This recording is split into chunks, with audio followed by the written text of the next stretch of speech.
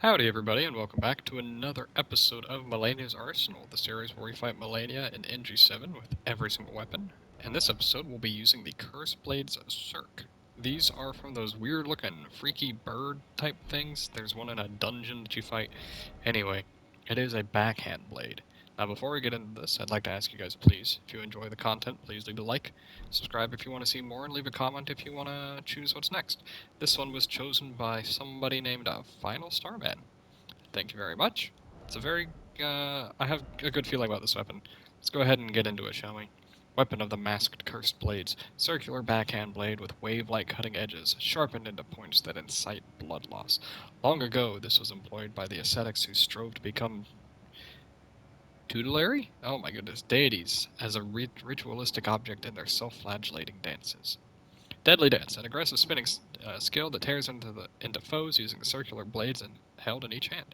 Additional inputs allow for a sharp axe kick follow-up. I'll show it off in this fight. It's really good. I can tell you that much. My build is going to be Blessed Blue Dew, Ritual Sword, or not Ritual Sword, Winged Sword, Rotten Winged Sword, and then Shard of Alexander, because we will be using the weapon art here.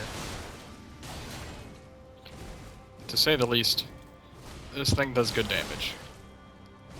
It uses a lot of stamina, is like the downside, I believe. But like, I don't really think that matters much due to how hard it hits.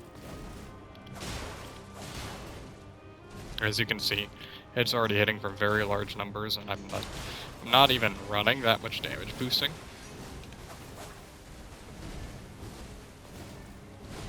After this, you could use the weapon art. I don't like the follow-up against Melania specifically, but anywhere else is probably fine. I like against other things. Against Malenia, I would just use the actual attacks. Like the actual, just the first hit of the weapon art. This thing also has bleed on it, by the way. I didn't make it a cult this time because I know bleed weapons get repetitive. But as you can see, this thing shreds her. Ooh. We'll roll past her and heal instead. Yeah, that way in case she does that, yeah. It's not actually safe to go for a big punish on waterfowl. After the flip, though, and things like that, it really is. As you can see, it instantly procs our combo build-up, by the way, as well. It's really good. Oh, she actually caught me there. That was weird. The roll attack is good, too. It hits twice in quick succession. There we go.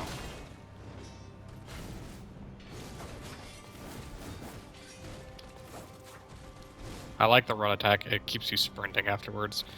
So there's very little danger in using it. Ouch. That hurts. And the running R2 is just massive damage for free. Like, she barely knows how to react to it, and if it fully hits, it's just chunking her. And we're even in, I mean, you know, we're in NG7, where she's actually supposed to be tanky. Which means, like, the damage it's actually doing is really nice. We're not using Ritual Sword, so we don't really need to worry about capping off our health. We will start this with a weapon art, though. And we'll even follow it up with the axe kick, why not? If we landed on the proper side of her, I think one thing you can do is practically always weapon art her when she does her jump. I don't know why I hit R1 there, that was just wrong of me. After that attack, you can, like, pretty much always get a weapon art off, assuming you're, like, positioned normally. Ah, I tried. I was hoping that the sprinting from the weapon art would let me get out of there in time. Not really, is the answer.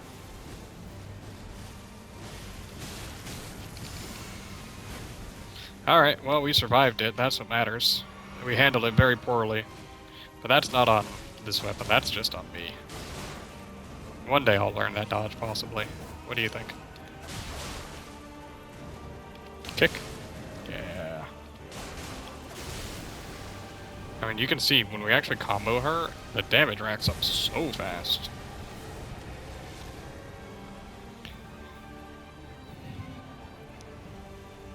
I mean, they're basically just the other backhand blade that we used, but with a unique weapon art. I'll take it. That's okay.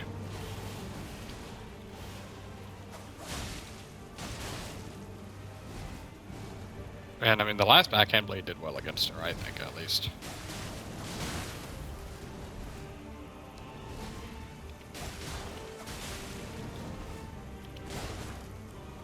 Yeah, so after she does this, you can just hit L2.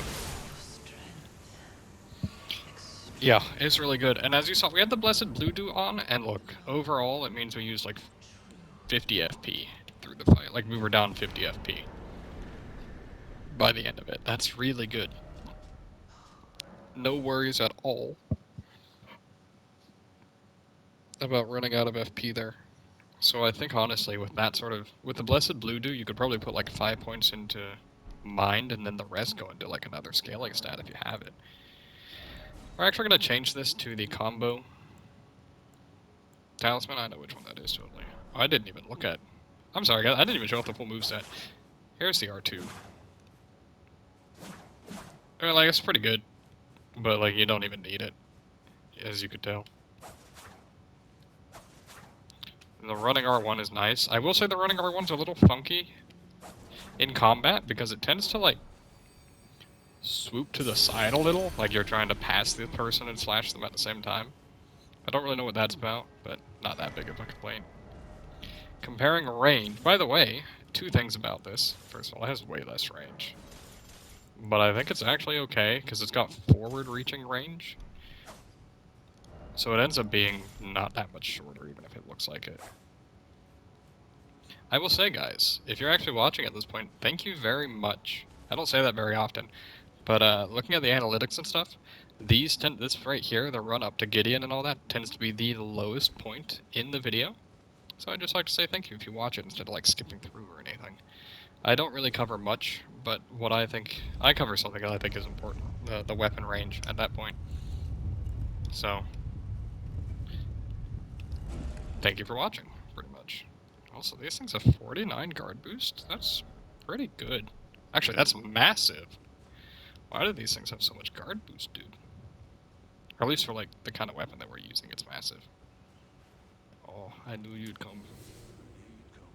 Of course you knew, dude. We're gonna go ahead and buff our combo damage and then just mash R1 on him. Right, you gotta use the running R2 on him, not running R1.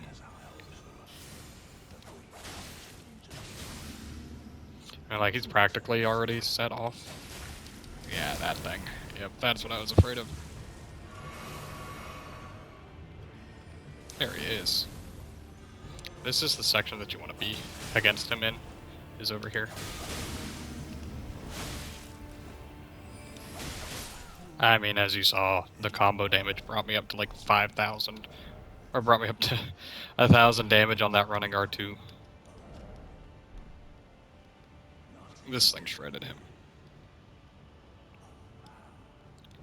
Cannot kill. So, like, with just this and the combo boosting talisman, or tier, we were at almost double attack rating. If we were at like 40% bonus? No, sorry, did I say 40%? Like 70% bonus damage already. And then we could even add Millicent's Prosthesis instead. And we could add, if you really want, I guess, Ritual Sword Talisman. I think it's bad, but if you're at full health, it's really good. You know? That's about all I can say on that one. We will rest just so that we get our physic tier back, but we're still within time, and by a large margin too. But just reset it. There's no reason not to. I have a feeling this one can go all the way. I think the original backhand blades could as well. I just failed to use them properly. I was still learning. That running R2 is massive. It was like if Curve Swords had a good running R2. Like, the running R2 that Curve Swords has is fine, but it's a little slow because it hits so many times. Whereas this is precise and concise and to the point, you know? Whoa, he stepped on me? He can do that?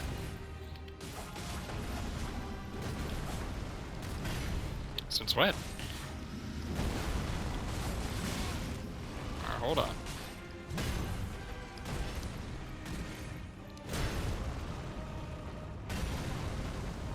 Slow down here.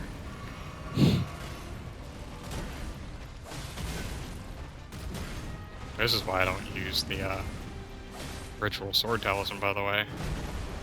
Although now that we're up to boosted damage, as you can see, each R1's worth like 1,000 damage.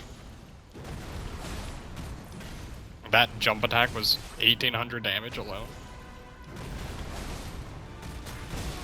Whoops. We'll go ahead and heal back to full again. You could probably use the weapon art on him pretty easily too.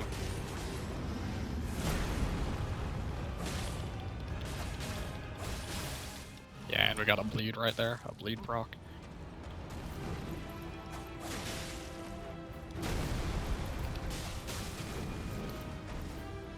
Run past him here, if he actually lets you. Watch out, he can follow up out of that.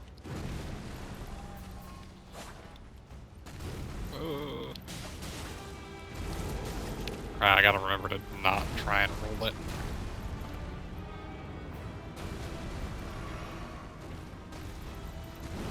So the last weapon I did I just bounce on the ground? Did you guys see that?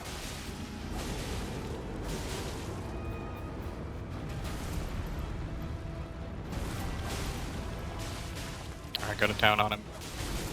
Yeah, I mean, that's basically game over for him, right? Yeah. Okay, hold on. I bounced on something over here, it looked like. I thought. I don't know. That was weird. Anyway, we beat him. Pretty good.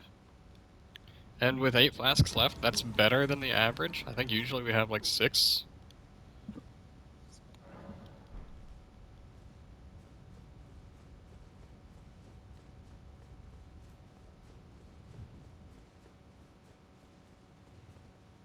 Anyway, let's go ahead and fight Radagon.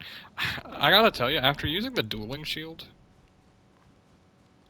nothing feels as powerful as that. I forgot to activate my physic before going in. That's so sad, dude. We actually lose out on a ton of damage because of that.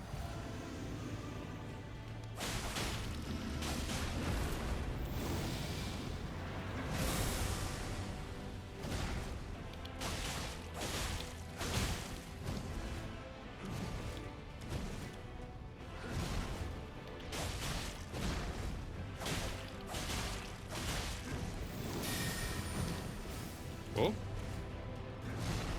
As you can see, the R1s are chunking him, though.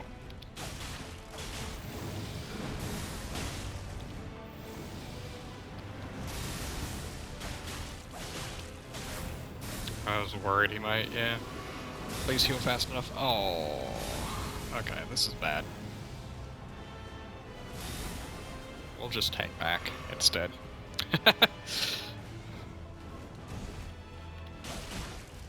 I'm so bad at phase 2, though. Okay, maybe it won't be that bad, honestly. Oh. I mean, if he gives us things like this...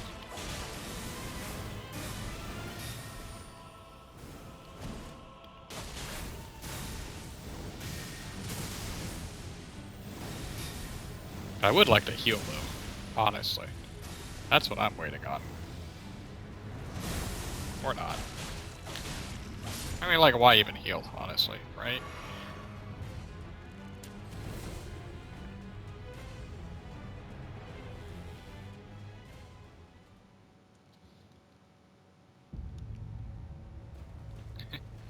Alright. I have a feeling this will be just fine against Elden Beast of all things. Yeah. I mean, like, each R1's doing 500 to 1,000 damage.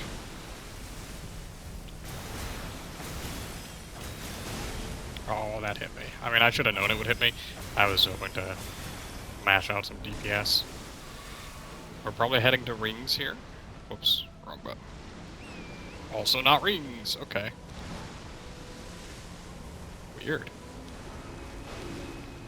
Alright, now we get rings. Alright, we have a horse for this now, so like... Only issue I have with horse is that, like, I have no idea where the Elden Beast is going to be spawning afterwards. Oh boy, I mistimed it again. No, I'm so bad at this. Okay, I should have died there, honestly, knowing how I typically dodge that.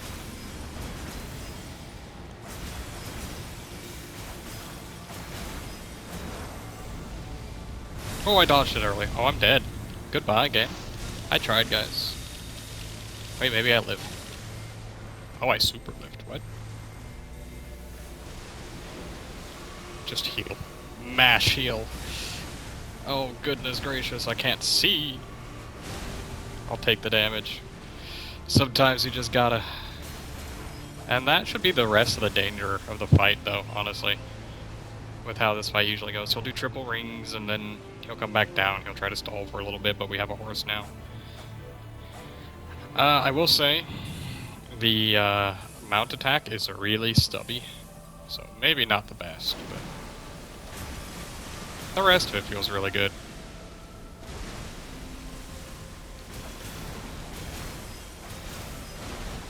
Alright, we didn't get hit by it. For once. No, he got away. You're not zoning on my watch. You could already dodge this just by running at him. So, like, I guess we get one roll or one riding attack in, huh? Alright. Well, that is the Curseblade Cirque. I think that's how it's pronounced, right? It's like Cirque du Soleil, right? It means circle or something, maybe? I have no idea, to be truthful. But we did it! Good weapon. Very good weapon. Did better than the last. It requires a decent amount of dex. And it actually has decent guarding capabilities. Better than a lot of the same weapon class, right? Like, it's 24 higher. Granted, the Smith script one isn't upgraded, but anyway. Gonna give this weapon an A. That was pretty good.